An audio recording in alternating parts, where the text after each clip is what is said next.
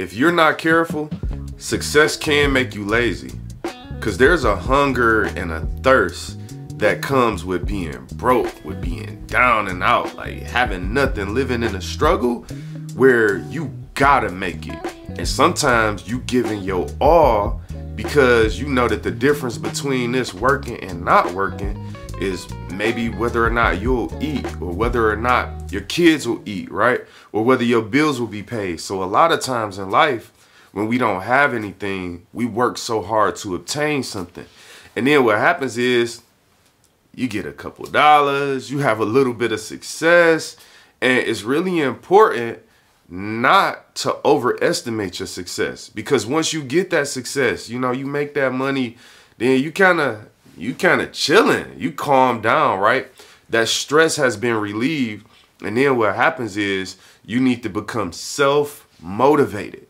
That means when the motivation that drives you comes from within, and you don't no longer need external sources or reasons to be internally driven.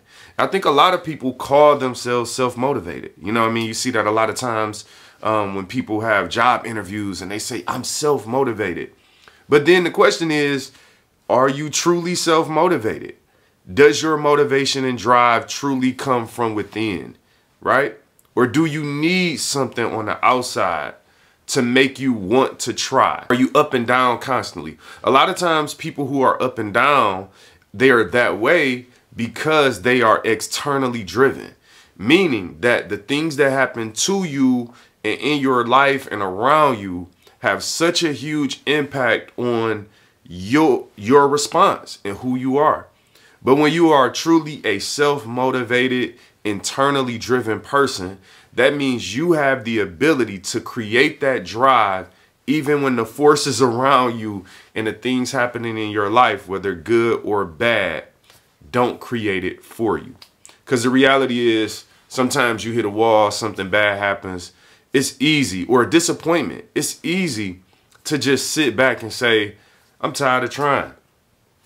I give up. I don't even want to try no more, just simply because I've been trying and it ain't been working. So I'm done with this, right? That's something on the outside of you that happened to you that is causing you to lose your drive. But when you have that in you and you know that who God created you to be, right? Like, it's easier. Easier. I don't like the word easy. I don't like calling nothing easy because the reality is it's not easy. It's just that you put yourself in a better situation and have better chances of continuing to move forward when it comes from within. Greater is he that is within me than he that is in the world. So if God is in you, greatness is in you. And if you're tapped into that purpose and potential in your life, then that means you have what it takes to be self-motivated and self-driven. But if you don't, the fact of the matter is you may find yourself in a stage of life where you're down and out. And maybe it's in you, but it's not activated, right? So I'm not saying if you find yourself down and out, like, you ain't nothing, like you can't. No, I'm not saying that. But what I'm saying is that you might have to turn it on. Like sometimes it's something in you and it's like, bro, like it ain't activated though, right? God gave purpose to you and gave you gifts and talents, but you may not be utilizing them right. It's time to turn them on. And so what's my point at the end of the day? When you think about success, I can talk specifically. Success is one of those tricky things because what ends up happening is you're no longer down and out. And maybe, you know, whether you do this or not, you're going to continue to be okay. But what if God gave you purpose and then there's a deeper reason why you should do it beyond just your own selfish ambition or your own well-being?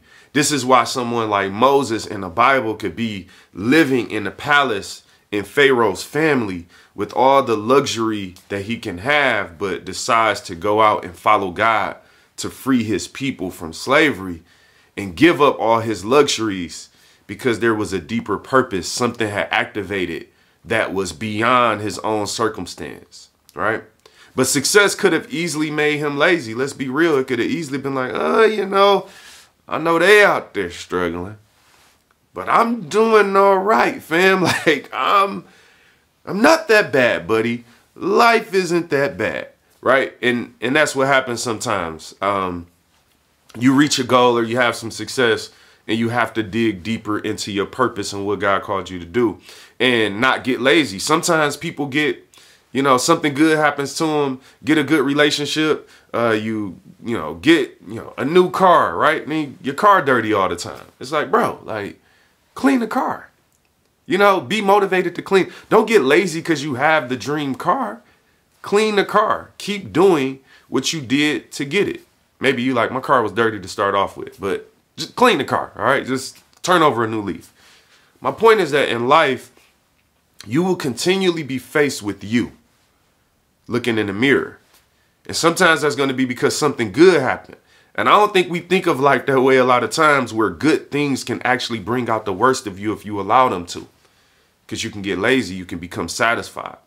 Now, I'm not saying you should become greedy and that you shouldn't be content and be able to chill and relax and enjoy a moment. But what I'm saying is that sometimes on this journey of life, there are going to be some good things that happen to you. And if you are not careful, the good will be the reason that you never see great. See, in order to get to great, you don't usually go from horrible to great. You go from horrible to okay, to better, to good, to all right, to great. Not literally in that order, but you get what I'm saying. I'm saying that it doesn't happen in one life event, one situation. And this is going to require you that even when you get blessings, to continue to get better. There's something for you to learn, even when something good happens to you. I know a lot of us, we envision life as like, yo, I'm going to get rich and sit back and do nothing. That's not life. That's why rich people still work. They just work for themselves a lot of time. Some rich people work for organizations as well, But my point is that rich people work because they understand that there's more to life than that. Once you obtain everything, well, I don't know this from experience, you know what I'm saying? I don't have everything. I ain't that successful. But my point is, like, I could imagine that once you obtain everything, that you don't want to think that that's it, right? Imagine you become super wealthy at 38. 38 years old, you one of the richest people in the world. You don't want your life to stop. Imagine you worked hard to get in shape by 38 and create habits and behaviors that allowed you to obtain wealth. You don't want to lose all those things just because you obtained the wealth. You want to sustain, not just obtain. In order to do that, you're going to have a deeper purpose and reason behind what you're doing. And you will have to be a person that is even able to rise above success. I know that's not exactly what you used to hearing, because people want to think that once someone is successful, their life is easy and better and all these things. It could be better in some ways, right? Could be worse in a lot of ways too. I believe that everything has balance, that life is about balance. There's not, we all want to point the finger at each other. Rich people want to point the finger at poor people. Poor people want to point at rich people. And everybody thinks that everyone else is the problem, when in reality, we all are the problem. And we all need to get better and find a balance in what we're doing. I believe that's why the Bible has a New Testament and an Old Testament. And you see God correct and you see him bless. And you see these different dynamics because there is more to life, right? There's more to life, more to learn. So if you're a person that's maybe in a bad spot in life, there's still reason to keep going, right? You might have that drive and that hunger, right? But if you're a person that's in a good spot and you feel like, what do I do now? This is where you keep trusting God and you keep moving forward and you dig deeper in purpose, and then you expand your purpose beyond yourself. And now you can think about other people because you're set, you're good. It's kind of like when you're on the airplane, right? I do a lot of flying, and you listen into the security breakdown at the beginning of the flight. And they always say like, yo, these joints that come out of the air, out of the ceiling, the mask or whatever. But they always tell you, put your mask on first before you try to help anyone else. That's how life is. A lot of us want to help other people first because it seems like the right thing to do. But it's like, bro, first you got to be alive to help someone else to keep living. So once you get yourself established and you have some success and you grow and you find your purpose and you're chasing after what God wants you to do and who he called you to be, then now you can expand the mission and start helping other people. Inspiring God's people.